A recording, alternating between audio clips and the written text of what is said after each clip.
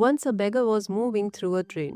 Asking for alms, his eyes fell on a wealthy man in a neat suit. This man looks rich, thought the beggar.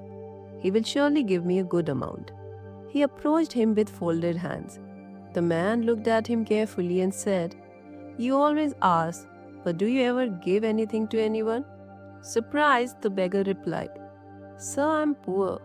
I live only by begging. How can I possibly give anything to others?" The man shook his head and said, "Then you have no right to ask. Life is a transaction. If you want something, you must also have something to give." Soon the train stopped and the man left. But his words stayed with the beggar. That night the beggar couldn't sleep. Maybe I remain empty because I never give. But what do I have that I can offer in return? The next morning, while sitting at the station, he noticed flowers blooming along the tracks. A thought struck him. Why not offer these flowers to people who give me alms? That day he tried it. People smiled when he handed them flowers. Some even gave him more money than usual.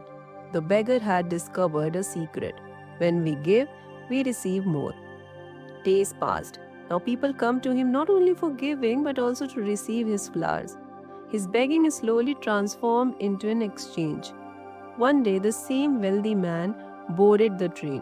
The beggar rushed forward and said, "Sir, today I have something to give you too. Flowers in return for your kindness." The man smiled, handed him some money and accepted the flowers. "Well done," he said. "Now you are no longer a beggar. You are a businessman."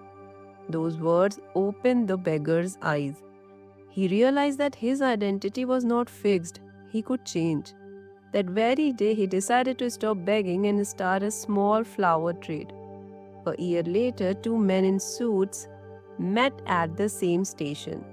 One bowed respectfully and said, "Do you remember me?" The wealthy man looked confused. "I don't think so." With a smile, the other replied, "I was once the beggar you met here. Your words changed my life. You taught me that the law of life is to give in order to receive. And when you called me a businessman, I began to believe it. Today I run a flourishing flower business." The wealthy man looked at him with admiration and said, "As long as we see ourselves as small, we remain small.